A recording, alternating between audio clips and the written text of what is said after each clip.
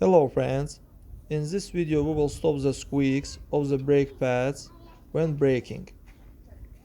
It means that here they have a special metal plate which serve to eliminate squeaks during braking. But if this plate is not there, either it's flow out or still squeaks during braking, we can simply lubricate them with grease.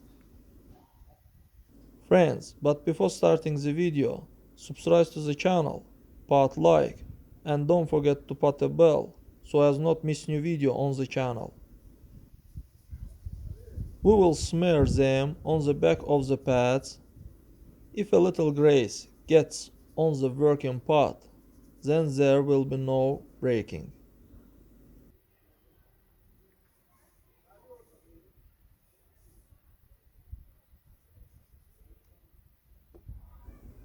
After such work done, the squeaks should disappear. That's all guys, subscribe to the channel, put like, and don't forget to put a bell so as not miss new video on the channel.